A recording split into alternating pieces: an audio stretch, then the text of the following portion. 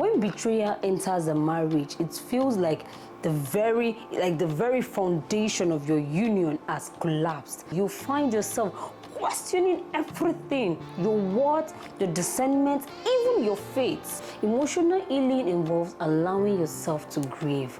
You must mourn the loss of the trust you once had, the version of a relationship that existed before that betrayal. That grief is valid. Let it follow. Forgiveness is not forgetting. Forgiveness is choosing to release the poison of resentment. Welcome to the Love Diary with Victoria, the place where faith meets real conversations about love, heartbreak, and healing. Today's episode is tender, raw, and real. If you ever felt the sting of betrayal in your marriage, the kind that leaves you wondering if anything could be salvaged, then this message is for you. We are talking about broken trust, deep wound, and then the God who meets us in our mess. It's not about quick fixes, it's about divine restoration. So if you're hurting, if you're healing, or if you're hoping, stay with me, because today we are boldly praying, God heal us. Betrayal. It's a word that doesn't just sting, it cuts deep. It rearranges the soul, shatters trust, and alters that emotional landscape of a marriage forever. Whether it comes to true infidelities, lies, emotional neglect, or broken promises, betrayal creates a wound that's so profound that many couples wonder if their relationship can ever survive. In that moment of devastation, one prayer often arises from the rubble: God heal us. Now, this video is a journey into that prayer. It's a reflection on what it means to seek divine restoration when your heart has been broken by someone you love. It's about turning to God not just for survival, but for healing, transformation, and hope. Now, let's look at the devastation of the betrayal. When betrayal enters a marriage, it feels like the very foundation of your union has collapsed. The vows you once exchanged, words of love, loyalty, and forever, begin to echo in your memory with painful irony. You find yourself questioning everything, your worth, your discernment, even your faith. Betrayal does not just cause emotional pain, it causes spiritual confusion. You may find yourself asking, where was God when this happened? Why didn't He stop it? It's easy to feel abandoned, unheard, and alone. And yet, the Bible fills us with stories of betrayal. Look at Joseph, who was being sold by his brothers. David was betrayed by those closest to him. Even Jesus, the Son of God, was betrayed with a kiss. Scripture teaches us that betrayal is not just unfamiliar to God. He understands it, He has felt it, and more importantly, He knows how to heal it. So now, let's look at the understanding what healing really requires. Healing after betrayal is not a moment, it's a process. It begins with honesty, moves through grief, and it leads to surrender. Real healing is not about pretending the pain doesn't exist or rushing to forgive so you can just return to normal. There is no going back on how things were. There's always a going forward with God. Emotional healing involves allowing yourself to grieve. You must mourn the loss of the trust you once had, the version of a relationship that existed before that betrayal. That grief is valid. Let it follow. So now there's something called relational healing. If it is to happen, it requires mutual commitment. Both partners must be willing to do the work, to face the pain, to tell each other the truth, to rebuild slowly and intentionally. It's not enough to say, I'm sorry. True restoration demands consistent change, humility, and grace. Spiritual healing is perhaps the most important because it is where you lay your pain at the feet of God and say, I cannot do this on my own. You may not know what the outcome may be, but you trust the process because you trust the healer. Psalm 147 verse 3 reminds us that he heals the heartbroken, even the brokenhearted, and binds up their wound. God does not promise to ease the past or to erase the past, but he does promise to walk with you into that restored future. Now, if you were the one that was being betrayed, know this: you don't deserve it. The action of another does not define your value. You are still worthy of love, trust, and respect. But you also have a choice to make. Will you carry the bitterness, or will you surrender it to God? Forgiveness is not forgetting.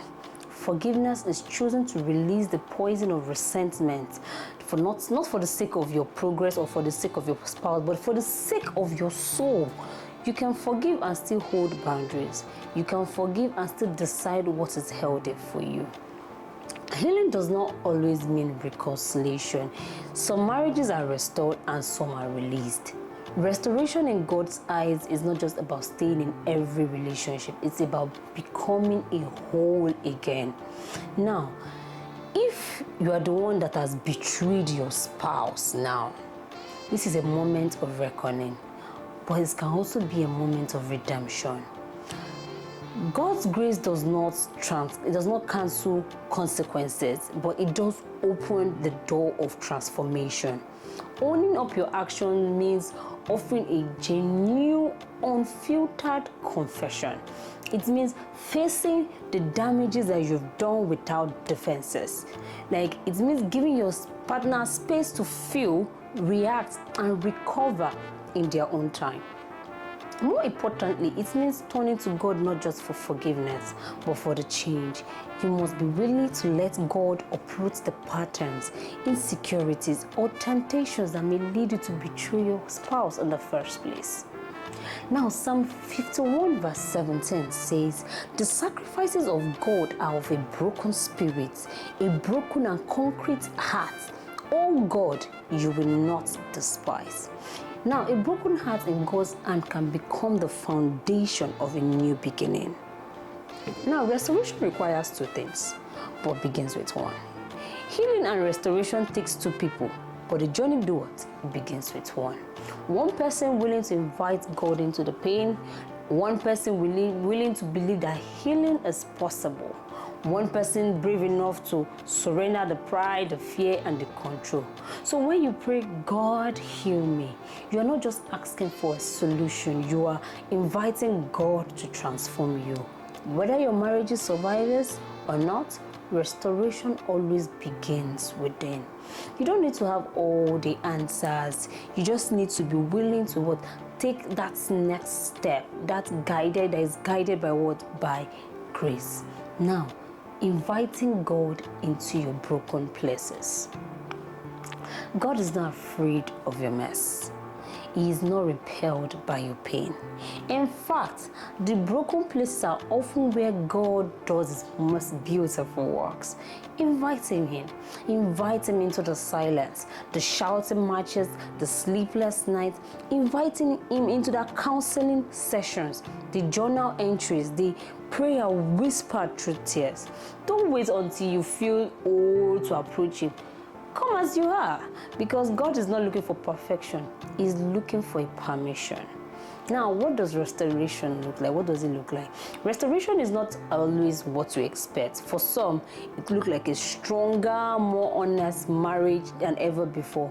For others, it looks like peace and closure after separation. Anyone that is yours. Either way, restoration is not just about returning to the past. It's about building a future where your heart is no longer held hostage by the pain. Restoration means freedom. Freedom from shame, freedom from bitterness, freedom to love again with wisdom and faith. And yes, God can restore your joy. He rebuilds trust. He can renew love, but he does it with his own time. Remember, God's time is the best in his way, and it's always for our good. If you're walking through the aftermath of betrayal right now, please hear this. You are not alone. You are not abandoned. You are not beyond healing. God sees you. God still loves you and He still has a plan for your life, no matter how many broken things may seem today. This is not the end of your story. Even the deepest one can be healed by the divine hands. Even the coldest marriage can be warmed by grace. Even betrayal can become the soil where a new kind of love takes root. So cry if you must.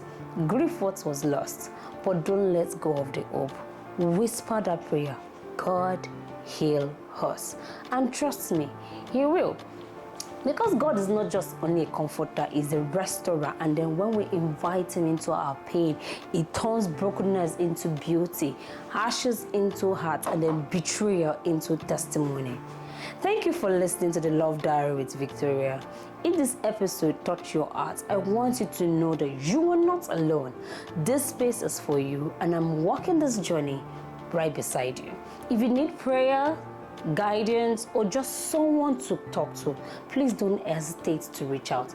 Drop your comments, send a message, or mail me directly.